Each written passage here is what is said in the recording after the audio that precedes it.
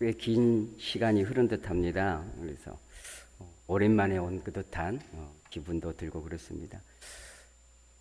여러분들은 올해의 가을이 몇 번째이십니까?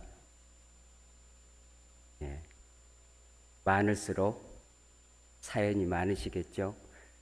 겨울이 되면 창밖에 있는 앙상한 가지를 보면서 그런 생각들 다들 하십니다. 아, 빨리 따뜻한 봄이 와서 새싹이 나서 4월, 5월 푸르름이 농가 산의 밭에 봄꽃이 찬란하게 피기를 또 기대하고 마음에 그려보는 우리의 습관이 좀 있죠. 그런데 어느덧 뭐를 금방 심었더니 지금 가을이 추수 때예요. 벌써 콤바인들이 돌아다니고 그런 걸 봅니다. 그래서 세월은 어떻다? 빠르다. 예, 예. 빠른 걸 또 느낍니다. 이 살아오면서 저마다 작은 그 소박함들이 하나씩 생겨요. 그거를 소확행이라고 젊은 사람들은 말합니다. 뭐라고요? 소확행. 작은 행복, 작은 행복감, 이 소확행이라고 합니다. 그래서 돈 주고 하는 것이 아니라 돈 주지 않아도 할 수 있는 게 개인적으로 어느 누구나 한 번쯤은 겨울이 되면 그런 생각을 합니다. 아무도 밟지 않은 서복히 쌓인 눈길이나 혹은 잔디밭에 눈이 서복히 쌓여 있어요. 그래서 너무너무 깨끗해요. 그래서 누가 밟기 전에 내가 먼저 걸어가야지. 그리고 한번 덜썩하고 뒤로 넘어져 보기도 하고. 그래서 나의 발자국을 또 요즘엔 카메라가 좋으니까 다들 찍어 봅니다. 그래서 저만치 걸어온 나의 발자국을 되돌아보면서 흐뭇해하는 거 봅니다. 내가 걸어온 발자취 한 걸음 한 걸음이 하루일 수도 있고 한 달일 수도 있고 1년일 수도 있고 7, 80년이 될 수 있다는 겁니다. 지나간 나의 발자국은 시간은 과거이지만 그 과거가 오늘 현재를 있게 하는 하나의 스케치가 됩니다. 그림을 그리기 전에 물감을 칠하기 전에 연필로 스케치하듯이 과거는 사라지는 것이 아니라 오늘 현재의 우리 삶의 칼라로 드러나게 하는 스케치다. 그래서 과거형은 버려지는 것이 아니란 것입니다. 저와 여러분들의 현재의 삶이 과거의 스케치가 오늘의 삶으로 드러나는 현장이 되기도 한다는 겁니다. 그래서 오늘 본문에서 나오는 가인과 아벨의 삶을 통해서 그들이 하나님 앞에 드려진 제물과 함께 드려지는 그 오늘날 말하면 예배, 제사가 하나님이 받으시기도 하고 받지 아니하시는 그러한 결과치가 드러났는데 왜 하나님은 가인의 제사는 받지 아니하고 아벨의 제사는 받으셨을까? 그런 의문점을 오늘 본문에서 크게 한 가지 던져보면서 가인과 아벨이 단적으로 드려진 한 제사, 예배, 우리가 얘기를 들면 주일날 11시에서 12시 1시간 예배로 우리가 예배 드렸다 하는 결과치로 드러나는가? 아니면 그 예배를 위해서 지난 한 주간이나 한 달이나 1년이나 살아온 삶의 흔적들이 스케치가 되어서 오늘 드려지는 예배함으로 우리의 예배가 하나님 앞에서의 소통함으로 어떠한 영적인 소통이 하나님과 있는가? 이런 부분에서 현대적으로 우리 삶에 우리 신앙에 적용해보고 하나님의 음성을 기록되어진 성경을 통해서 저와 여러분들이 듣는 은혜가 오늘 이 시간 듣기를 주님의 이름으로 간절히 원합니다. 우리 이 본문을 너무 익히 자주 듣고 자주 읽고 잘 압니다. 주일학교 학생들도 이 본문을 많이 듣습니다. 우리 오늘 또 그럼에도 불구하고 오늘 이 본문에서 이제 조금 더 성인된 입장에서 이 본문을 조금 더 깊이 있게 살펴보고자 하는 그런 욕심이 생기는 거죠. 아시는 대로 아담과 하와 그 첫 배아파 나온 자식이 가인입니다. 그의 동생 아벨이고요. 이들이 어느 정도 3절에서 말씀하는 것처럼 세월이 지난 후에 어떠한 결과치죠. 세월이 지났다고 했을 때 작은 단위로는 1년으로 볼 수 있습니다. 가인은 농사하였고 아벨은 목동 양을 쳤으므로 그의 결과물로 우리가 추수감사 예배를 드리듯이 1년의 결과물로 하나님 앞에 드리는 것도 있겠지만 또 한편으로는 지나온 삶, 결국 가인과 아벨이 농사짓고 양을 칠 만한 성장, 성인, 청소년 이상의 나이가 됐고 세월이 흘렀다는 것입니다.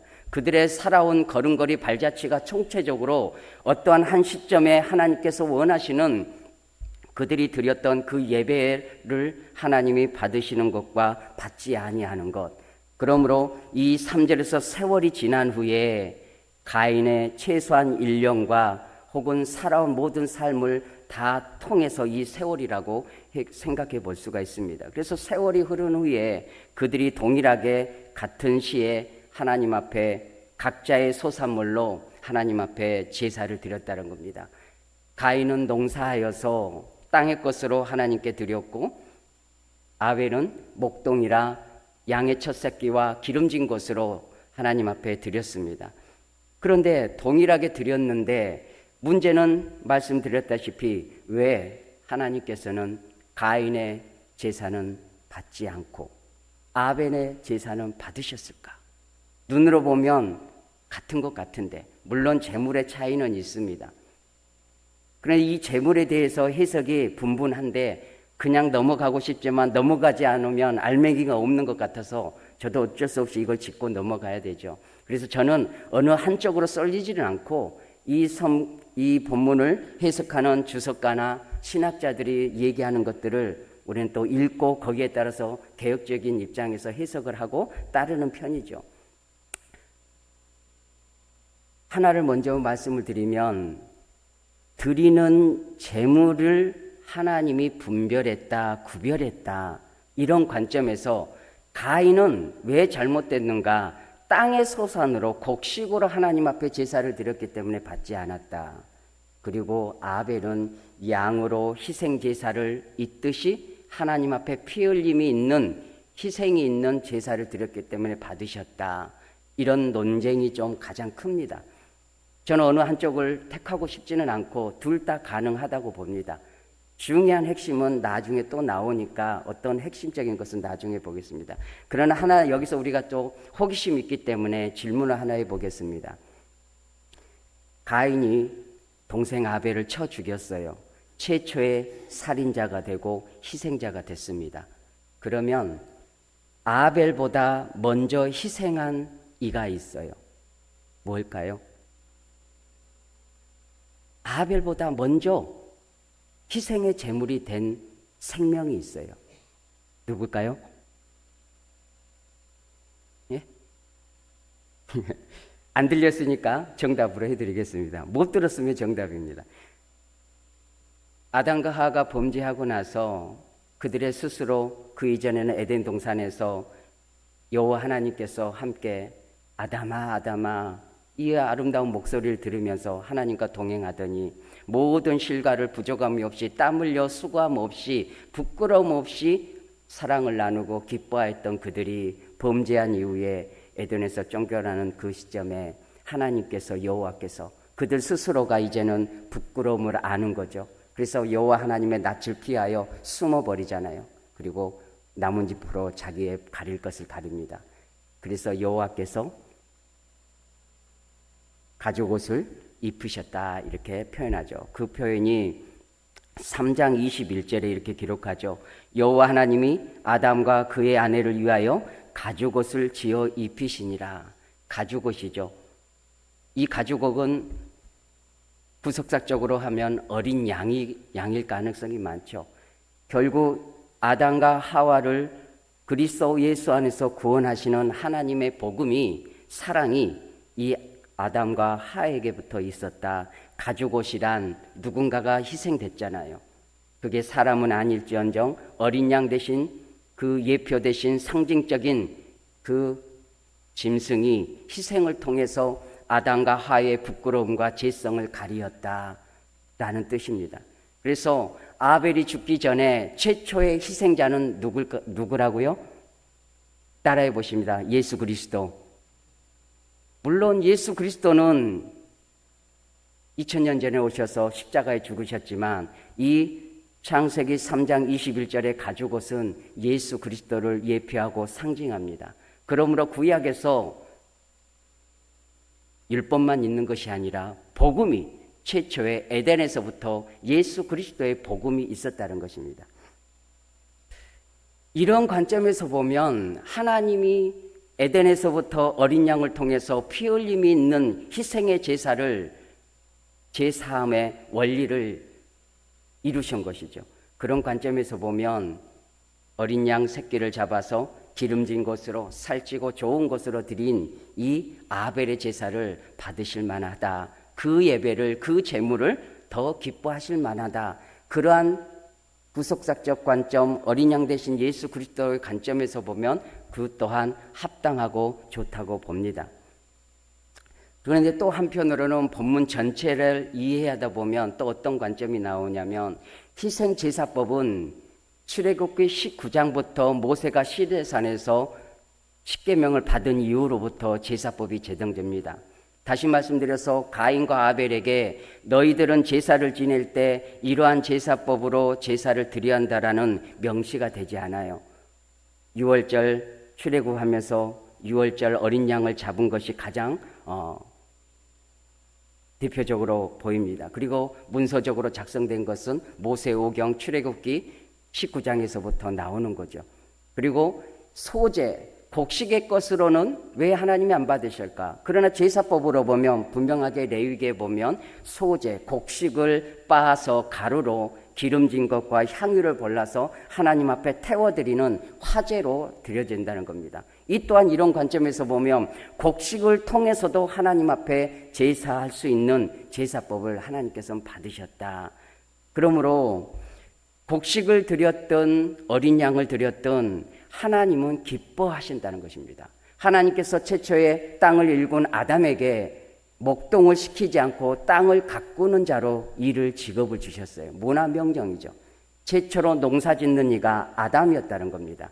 그 이후에 각각 자기의 재능 따라 목동도 되고 물건도 만들고 또 고기도 잡고 그런 갖가지 세상의 일들을 했겠죠. 자, 그러면 여기서 또 이제 서론을 정리해 보면 그러면 왜 하나님께서 곡식이든 어린 양이든 상관없이 그것이 문제되지 않았다면 혹은 그게 문제였다면 각각의 이유가 됐겠죠. 제가 좀 어수선한데 한 가지 정리하겠습니다. 어린 양의 희생 제사를 원했다면 아벨의 제사를 받은 것이 바람직합니다. 그러나 그것이 아니고 그 이후에 다른 더 깊은 의미가 있다면, 다른 이유가 있다면 그것을 우리는 이 시간에는 살펴보고자 한다는 겁니다.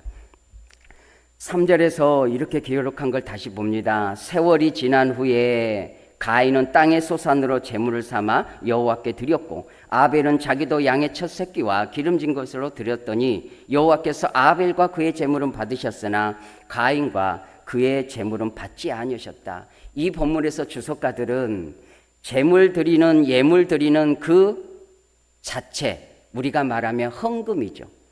우리가 드리는 헌금 그 자체보다 헌금을 드리는 가인과 아벨의 중요성을 표현한 겁니다. 그래서 인격을 가진 예배자인 가인과 아벨을 앞에 두고 그 뒤에 수동적으로 따라오는 곡식과 양 새끼를 얘기하는 것이죠. 그래서 이 본문에서 강조하고 싶은 것은 양이다 곡식이다가 주 핵심이 아니라 곡식을 드리는 사람이나 예배자나 양의 새끼로 예배 드리는 사람이나 그 사람에게 인격적인 하나님과 소통하는 그 사람에게 초점이 맞춰져 있다는 것입니다.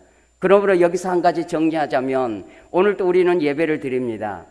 특히 주일 예배를 보면 우리는 최소한 신앙이 있어서 감사함이 있어서 11조를 비롯하여 감사의 물로 새긴 헌금으로 성교 헌금으로 우리는 잘 드립니다. 너무너무 감사한 일이고 너무너무 귀한 일입니다.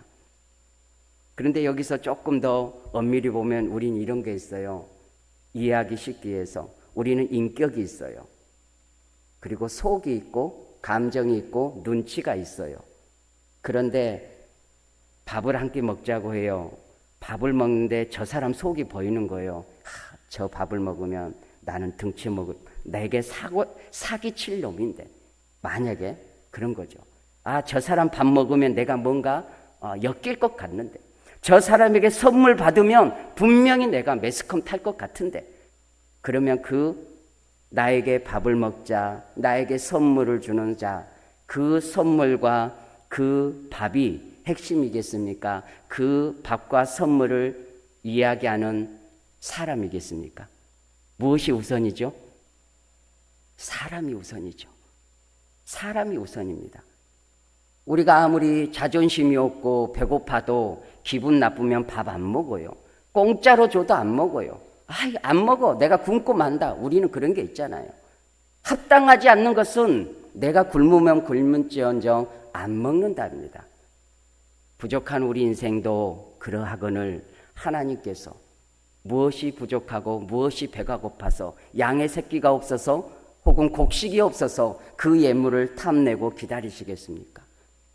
그것을 드리는 이의 인격적, 영적 사랑을 하나님은 보기를 원하시고 받으시기를 원하신다는 겁니다. 할렐루야. 그러므로 오늘 본문에서 4절과 5절에서는, 이 본문에서는 제가 강조하고 싶은 부분은 또 많은 분들이 그렇게 이야기를 말씀을 하죠. 오늘 우리는 이렇게 예배를 드립니다. 이 예배를 드리면서 이 본문을 대할 때 가장 두려움을 느끼는 사람이 누굴까요? 설교자예요. 설교자가 가장 두렵습니다. 왜요? 여러분하고 저가 뭐가 별반 다를까요? 제가 우월하거나 여러분보다 더 영적이거나 여러분보다 더 선해서 이런 하나님의 말씀을 그럴싸하게 설교하는 거, 그런 거 아니잖아요. 동일한 죄성을 가지고 죄를 먹고 마시는 인생이 하나님의 말씀으로 예배자가 어찌해야 된다, 어떤 예배를 드려야 한다, 중심이 어떠해야 된다 말할 때에 하나님 앞에서 가장 두려운 것이 설교자란 것입니다. 어느 누가 하나님 말씀 앞에서 자유할 수 있겠습니까? 그럼에도 불구하고 우리 스스로를 달리는 말에게 책임을 가한다. 우리 자신이나 여러분에게나 이 시간에 드리는 예배가, 주일에 드리는 그 예배가 예배되게 하려면 바쁜 시간에 다른 것 다 내려놓고 주일 성수하고 봉사하고 예물 드리고 그 모든 가치 있는 일들이 진정한 가치가 드러나게 하려면 우리가 본질적인 것을 하나님 아버지께서 원하심이 무엇인지를 우리가 잘 새겨서 그러한 예배로, 준비성 있는 예배로, 진정성 있는 예배로, 성경적으로는 신령과 진정으로 드리는 그리스도 안에서의 예배가, 성령의 임재하심의 예배가 하나님 앞에 소통이 있고 하나님이 흠양하시고 기뻐하시고 삼위일체 하나님의 영광이 있는 그런 예배가 될 줄 믿습니다.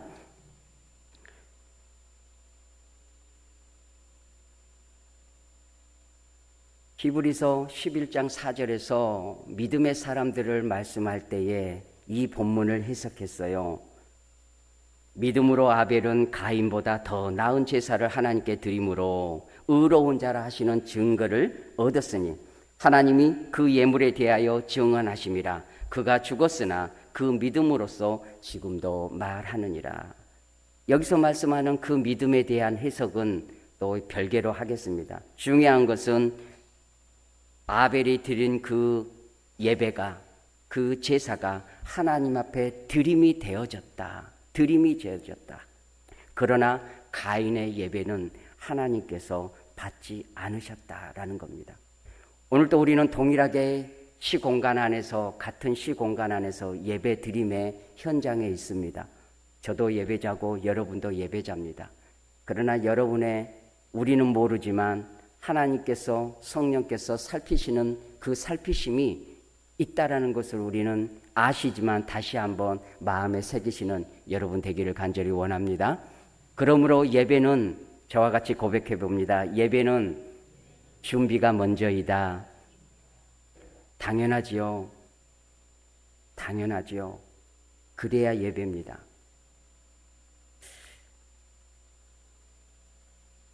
이곳에서 앉으셔서 50년으로 60년으로 예배드렸던 우리 어른분들, 얼마나 수많은 예배를 우린 드려왔습니까? 그러나 지나버린 그 발자취는 뒤로 하고 남겨진 그 예배들이 이제는 얼마 많지는 않은 것 같아요. 사람마다 이 가을을 경험한 것이 별로 없을수록 일반적으로 더 많은 예배가 남아있겠죠. 그러나 이 가을이 어쩌면 마지막 가을이 될 수도 있지 않겠습니까? 감은 떨어지는 순서가 없다지요. 저 역시 포함되지요. 그러므로 우리에게 남겨진 예배가 무한히 많이 있다고 생각하는 것은 오산이지요. 어쩌면 다음 주일 돌아오는 그 예배가 나에게 마지막 예배일 수 있다. 두 다리 건강해서 걸어와서 예배당 안에서 예배함이 마지막일 수 있다. 그런 생각을 중심으로 생각해 보면 이 예배당에 나와서 그리스도 예수 안에서 함께 예배 공동체 안에서 예배할 수 있다는 게 얼마나 가치 있는 일이고 얼마나 영광이 드러나는 일인가. 그런 마음으로 기도로 준비하시고 목사님을 위해서 기도하시고 서로 위하여 함께 예배함이 기쁨이 있는 진도중앙교회 성도분들이 되어지기를 주님의 이름으로 축원합니다. 이제 이 3절과 4절, 5절 이렇게 지나면서 우리가 또 하나는 살펴보겠습니다. 오늘 제목은요, 죄가 너를 원하나 너는 죄를 다스릴지니라. 제가 핵심을 두고자 하는 것은 이 7절 제목을 삼은 것입니다. 그러나 앞에 것을 살피지 않고는 또 7절을 또 하기가 어렵기 때문에 앞에서 절반은 좀 살펴보았습니다. 하나님께서는 참 세밀하시고 기회를 주시는 거예요. 가인의 제사는 받지 않고 아벨의 동생 제사를 받을 때에 가인이 드러난 행동이 있어요. 5절에 보니까 가인과 그의 재물은 받지 아니하신지라 가인이 몹시 분하여 안색이 변했다. 즉각적으로 하나님 앞에서 얼굴을 붉힌 것이죠. 물론 아벨을 시기했겠죠. 그러나 그 근본된 분노함의 대상은 하나님이었다는 겁니다. 왜 하나님은 내 걸 안 받으시죠? 이런 항변이죠. 그래서 분하였다. 그렇게 표현하고 있습니다. 그 모습을 본 하나님께서 6절을 여러분들이 한번 읽어보시면 좋겠습니다. 6절을 여러분들이 한번 읽어보십시오. 시작.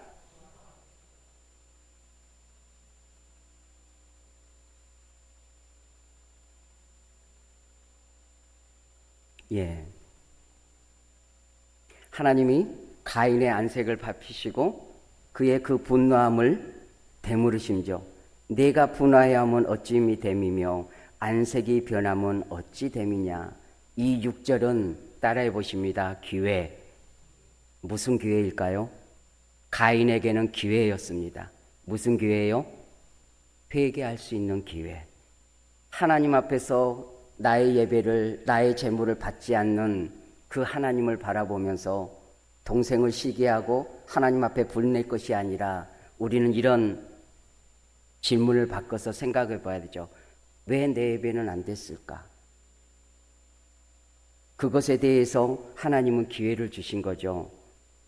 자신을 되돌아볼 수 있는, 자신이 걸어온 눈밭에 한 걸음 한 걸음 뒤돌아보면 자신이 하나님 앞에서 어떠한 삶을 살았는지, 어떠한 중심으로 하나님 앞에 이 제물을 준비해서 하나님께 드렸는지, 어떠한 기도와 준비성 속에서 예배함이 있었는지 자신을 살펴보고 하나님 앞에 돌이켰다면 아마도 동생 아벨까지 죽이는 일은 하지 않았을 텐데, 그러나 하나님께서 기회를 주셨음에도 불구하고 그는 그 여호와 하나님의 음성을 무시하고 자기 적개심인 분노함이 커서 동생을 쳐 죽입니다.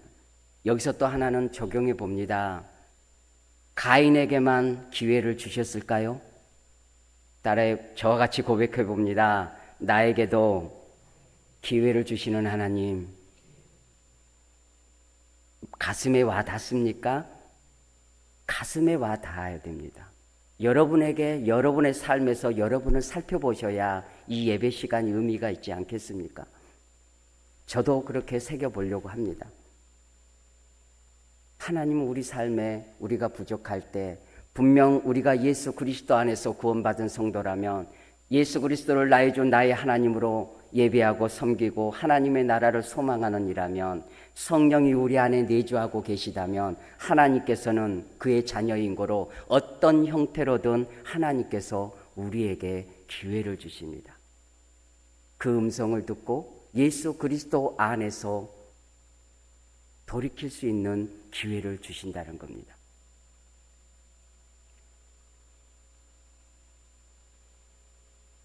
그런데 이 가인은 돌이키지 못하고 자기의 감정대로 자기의 분남을 그대로 끌고 갑니다.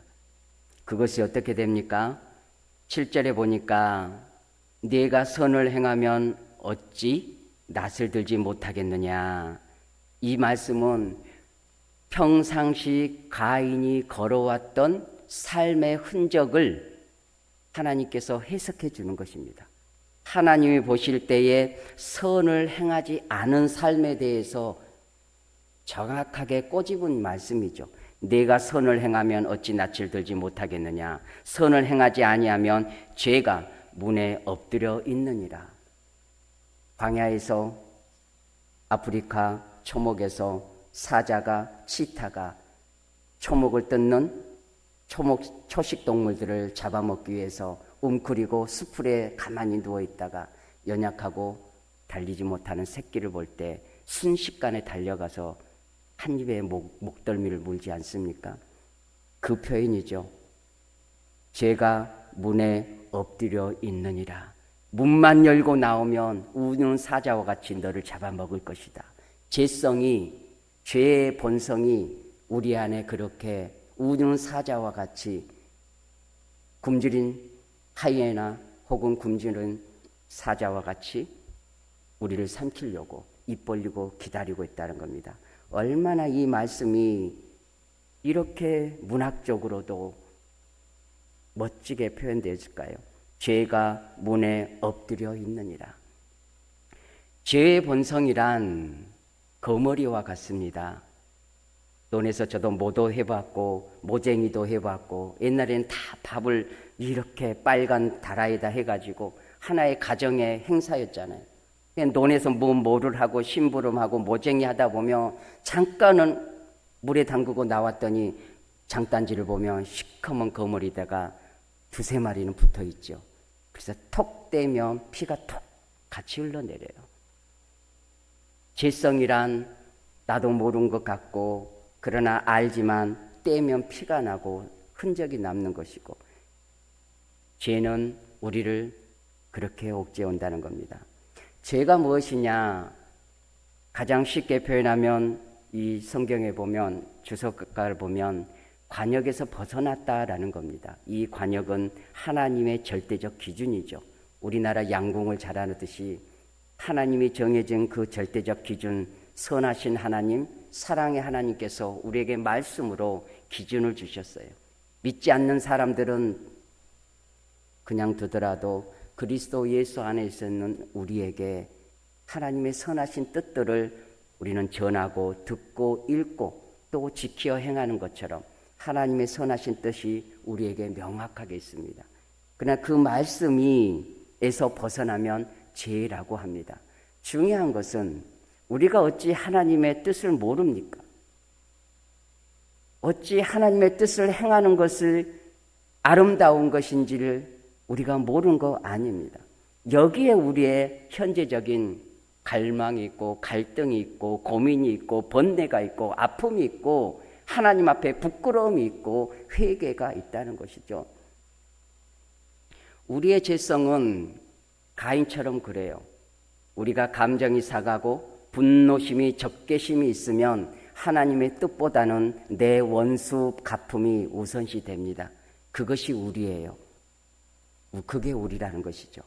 우리가 하나님의 뜻을 몰라서 사랑을 못하는 거 아니죠. 용서를 몰라서 우리가 용서하는 거 안 하는 거 아니죠. 우리의 연약함은 우리가 그런 존재다.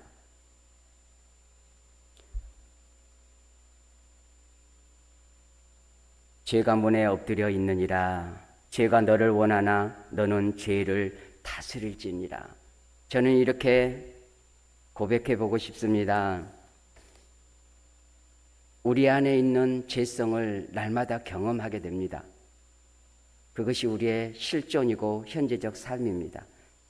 그런데 대부분 우리 그리스도인들은, 진도 중앙교회 성도분들은 윤리적, 도덕적, 사회적인 그런 죄를 지어서 가슴이 아픈 게 아니라 더 사랑하지 못해서, 더 용서하지 못해서, 내가 먼저 손 내밀지 못해서, 내가 듣고 잊어버림을 될 걸 굳이 따져서, 그런 걸 하루 지나고 시간이 지나서 내가 왜 그랬을까? 분명히 하나님께서는 우리에게 간섭을 하시는 거죠. 또한 부지 중에 실수하며 우리의 욕망과 욕심이 우리를 죄로 몰아가고 그 죄를 이기지 못해서 죄를 먹고 마시는 우리의 현주소를 우리는 경험하고 삽니다. 그런데 다시 말씀드립니다. 죄 지을 수 있습니다. 그렇다고 해서 죄를 정당화시키는 것은 절대 아니지요. 우린 죄의 본성이 있고 하나님 나라 갈 때까지 우리는 죄를 먹고 마셔야 되는 죄의 본성이 있습니다. 그러나 그렇다고 해서 그 죄를 정당화할 수는 있는 건 아닙니다. 결론적으로 말씀드리고 싶은 것은 그 죄를 알고 나서는 철저하게 무엇을 해야 한다? 예수 그리스도 앞에, 십자가 앞에 나아가야 된다. 다시 말씀드려서 회개를 철저하게 해야 된다. 우리가 밥을 먹으면 그릇을 꼭 씻어서 다음 아침밥을 먹듯이 그대로 방치해서 또 밥을 먹지는 않잖아요. 항상 이거를 반복적으로. 요즘은 식기세척기가 나가지고 또 한편의 편함이 있어요. 선수하든 식기세척기가 하든 다른 사람이 하든 누가 하든 그 씻는 과정이 우리 삶에 있어야 됩니다. 그래야 우리가 하나님 앞에서 평안이 유지되고 하나님 앞에서의 그 부끄러움이 덜하고 또 회복된 마음으로 하나님의 말씀으로 힘을 얻고 복음을 듣고 기쁨과 감사함으로 나 같은 죄인을, 벌레 같은 나 같은 죄인을 구원하시고 오늘 또 그리스도의 엔스 안에서 사랑하신 그 은혜가 커서 눈물 짓고 빚진 자의 마음으로 내가 무엇으로 주께 갚을꼬. 예배 한 번으로도 감사하고 교사로도 감사하고 차량 봉사로도 감사하고 이름 없이 빚도 없이 묵묵히 목사님과 교인 성도들을 위해서 기도하는 것, 이 모든 것들이 주님께서 우리 각자에게 주신 은혜가 있기 때문에 그렇게 오늘 또 감당해 가는 것이 아니겠습니까? 그러므로 말씀을 정리해 봅니다. 우리는 죄가 이렇게 옵니다. 마음으로, 생각으로 옵니다. 가장 기본은 마음에서부터 예수님께서 말씀하시잖아요. 손이 더러운 것이 아니라, 입이 더러운 것이 아니라 마음에서 나오는 것이, 우리 쓴 말, 독한 말, 미움의 말, 우리 마음에서 독한 것이 나올 때에, 그것이 있을 때 다스려야 된다. 오늘 여호와 하나님께서 우리에게 주시는 말씀은 그것이죠. 죄를 다스려라. 그러면 죄가 무엇인지를 알아야 되는 것이고, 우리는 죄가 무엇인지 설명하지 않아도, 듣지 않아도 이미 우리는 압니다. 그러면 그것이 내 안에서 나오려고 할 때 그것을 먼저 잡으면 제일 감사하고, 혹여 입으로 튀어나왔다 할지라도 그것을 주워 담을 수는 없지만 그 연약한 나의 한계점을 볼 때마다 10번이면 10번, 100번이면 100번, 1000번이면 1000번 끊임없이 그리스도 앞에 가지고 가야 하는 것입니다. 할렐루야. 그런 사랑과 그런 은혜가 있다는 것을 꼭 기억하시고, 하나님은 우리에게 기회를 주신다. 하나님은 우리에게 기회를 주신다. 하나님은 나에게 오늘도 기회를 주신다. 손으로 하늘을 가려 나의 죄성을 덮는 게 아니라, 하나님이 나에게 귀로 들리는 누군가의 음성이 들려질 때에 자복하고 회개하는 그러한 회개의 심령이 있을 때 은혜가 되는 것이고, 자신이 살고 사는 것이죠. 저는 오늘 또 회개하면서 운전을 합니다. 운전하다가도 욕이 나오기도 하고 저놈의 새끼라고 하기도 하고, 여전히 또 그러고 있는 나 자신을 위해서 운전하면서 늘 수없이 살아온 발자취를 되돌아보고 할 때마다 또 회개를 합니다.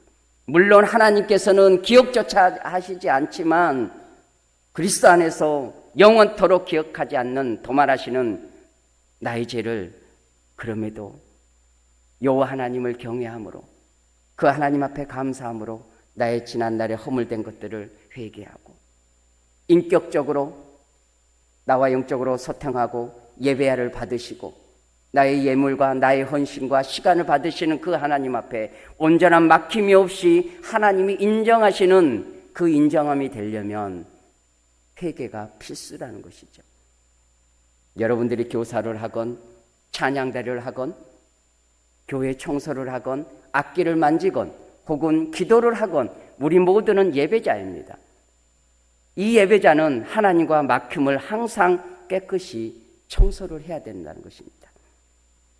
그럴 때 오늘 이 시간이 의미가 있고 여러분이 땀 흘려 수고하고 자존심 상하고 아쉬움하고 할 말 다 못하고 번 돈 그 예물을 드리는 그 예물이 진정한 가치가 있지 않겠습니까? 저에게 하는 얘기입니다. 말씀을 정리합니다.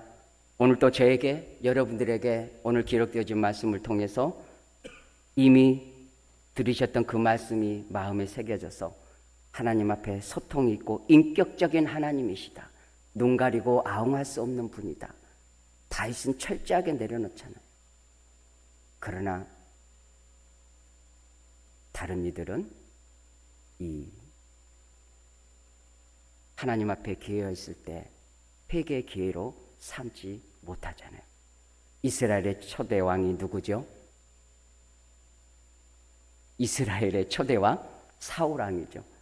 다윗과 사울의 길이 갈리잖아요. 이제 마무리하겠습니다. 가인의 길을 갈 것인가? 아벨의 길을 갈 것인가? 아담과 하와의 인류 이후에 태어난 이 두 사람이 걸른 걸음이 인류를 두 분류로 나눕니다. 가인의 길을 갈 것인가? 아벨의 길을 갈 것인가? 우리는 선택적으로 아벨의 길을 가고 있습니다. 하나님의 은혜로. 그러나 그 안에서도 아벨됨의 아벨의 후손이 영적인 승리가 있으려면 오늘 또 수천 년이 지난 이 메아리가 동일하게 살아계신 하나님께서 우리에게 주신 말씀으로 믿고 늘 마음의 새김으로 하나님 앞에 열림이 있는 예배자로 승리하는 저와 여러분들이 되어지기를 간절히 원합니다. 기도하겠습니다. 하나님